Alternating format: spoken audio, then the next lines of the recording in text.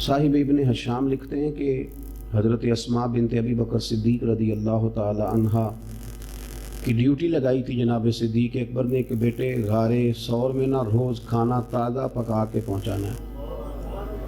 یہ آپ کا کیا نام ہے علاقے کا؟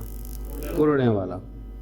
تو کھرڑیاں والا میں نا آپ بہت سارے لوگ ایسے ہیں جو یہاں 40 سال سے رہ رہے ہوں گے، 50 سال سے رہ گئے، بچیاں یہیں پیدا ہوئی، یہیں بڑی ہوئی۔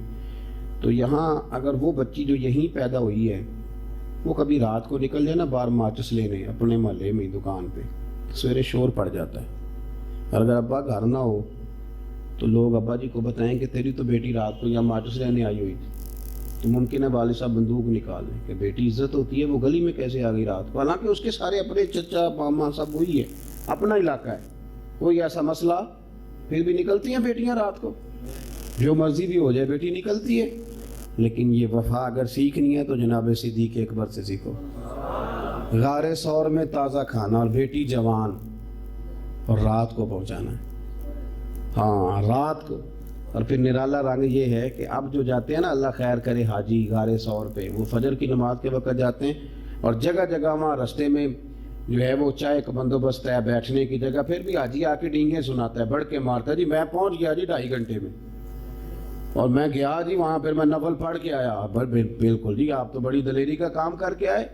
لیکن حضرت اسماء اب رستے بھی بن گئے، آسانی ہو گئی، دن کے وقت لوگ جاتے ہیں تو اپنے آپ کو بڑا فاتح سمجھتے ہیں، پلٹ کے ذرا دین کا حسن دیکھو تو صحیح۔ حضرت اسماء رات کو جاتی، رستہ بھی کوئی نہیں، جگہ بھی کوئی نہیں، کوئی حال نہیں، تن تندور تے ہڈاں دا بالن تے اسی ہاواں نال تپایا، کپ کپ مکیاں پیڑے کیتے، اتوں عشق پلیتھن لایا، تن دا سالن تے من دی ہانڈی، لون صبر دا پایا، غلام فریدا وے میں ساری تیری، تینوں وجہ یقین نہیں آیا؟ غلام فریدا میں ساری تیری، ساری، بیٹے بھی، غلام بھی، خادم بھی، پیسہ بھی، تو غلام فریدا وے میں ساری تیری، تینوں وجہ یقین نہیں آیا؟ حضرت اسماء کو کہا پتر رات کو کھانا، جناب اسماء کہتی پہلے دن کھانا پکایا تو دوسرے دن میں پہنچا کے آئی رات کو، دوسرے دن کھانا بنا رہی تھی تو میں کوئی کسی معمولی آدمی کی بیٹی تو نہیں تھی نا، میں تو سردار کی بیٹی تھی، کسی کی ضرورت نہیں تھی کبھی پلٹ کے میرا گھر بھی دیکھے۔ لیکن میں اندر روٹی پکا رہی تھی تو دروازے پہ شور ہوا، کہتے میں باہر گئی تو ابو جال بہت سارے لوگوں کو لیے میرے دروازے پہ، جب میں باہر آئی تو میں نے کہا کیا حال ہے؟ میرے دروازے پہ تو کبھی کسی کو طاقت ہی نہیں تھی آنے کی، قبیلے کے سردار کا گھر تھا، وہاں کیا بات ہے؟ تو کہتی ہیں چوک کے اندر بھرے مجمع میں ابو جال کہنے لگا اسماء بتاؤ کہاں گئے تمہارے والد نبی پاک علیہ السلام کو لے کے؟ نوجوانوں ذرا دل پہ ہاتھ رکھ کے سننا۔ حضرت اسماء بنت ابی بکر کہتی ہے میں چوراہے پہ کھڑی ہو گئی، اگر کہتی ہوں مجھے پتا ہے تو وفا اجازت نہیں دیتی، یہ تو جائیں گے حضور کو تکلیف دے دیں گے، اگر میں کہتی ہوں مجھے پتا نہیں تو یہ جھوٹ ہے اور میرے نبی کی شریعت اجازت نہیں دیتی۔ منٹ منٹ پہ جھوٹ بولنا اور کہانیاں سنانا، یہ سیکھو اخلاق۔ حضرت اسماء بنت ابی بکر کہتی ہے اس نے پھر کہا بتاتی کیوں نہیں کہاں گئے؟ فرماتے 1 منٹ رہ گیا تھا میرے پاس سوچنے کا، میں نے کیا بچانا ہے، شریعت بھی بچانی ہے، وفاداری بھی بچانی ہے۔ پھر میں نے اپنی ساری ہمت جمع کی، پھر میں نے ٹٹولا سارا کچھ، اور میں نے ساری دلیریاں جمع کرنی، اللہ سے توفیق مدد مانگی۔ فرماتی ہیں وہ گرجدار آواز میں بولا چپ کیوں ہو، بتاتی کیوں نہیں؟ جناب اسماء کہتی ہیں پھر میں نے فیصلہ کیا کہ میں نے دونوں چیزیں ہی بچانی ہیں، شریعت بھی وفا بھی بچاؤں گی۔ تو جناب اسماء سننا جملہ جوانوں، فرمانے لگی ابو جال سن پھر، مجھے پتہ ہے وہ دونوں کہاں ہیں، پر تیرے اندر جتنی طاقت ہے تو ساری لگا لے، میں بتاؤں گی نہیں وہ کدھر گئے، ہاں نا تو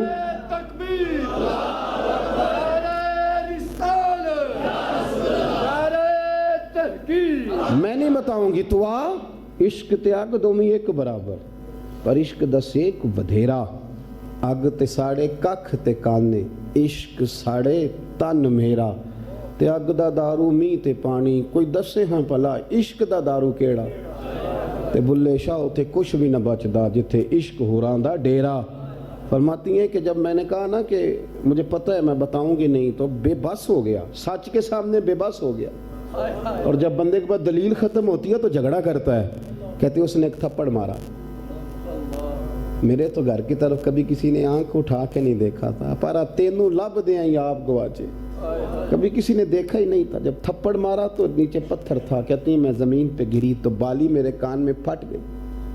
لوگوں نے ابو جال کو دبوچا، شرم کر تو عورتوں کے منہ لگتا ہے، اسے لے گئے. کہتی میں روتی ہوئی اٹھی، کبھی کسی نے آنکھ اٹھا کے نہیں دیکھا تھا. پر میں نے خون پونچھا، چہرے پہ کپڑا لپیٹا، اسی طرح روٹی پکائی، رات ذرا اور گہری ہونے دی. زیادہ دنیا سو گئی تو کھانا باندھ کے میں غار ثور میں پہنچی. بیٹیاں تو پھر بیٹیاں ہی ہوتی ہیں، یہ تو پتہ نہیں مالک نے کس طرح کا رشتہ بنا دیا ہے. فرماتی ہیں کہ جب میں پہنچی جناب صدیق اکبر نے ڈھکا ہوا چہرہ دیکھا تو کہ پتر خیر ہے؟ اور نہیں ابا جی کچھ نہیں، کھانا نہیں. بیٹے بتاؤ کیا بات ہے؟ کچھ نہیں آپ کھانا کھائیں. تو حضور نے فرمایا اسماء بولتی کیوں نہیں، کیوں چہرہ چھپایا ہے؟ تو جناب اسماء کہتی ہیں کھولا تو خون پھر بہہ گیا.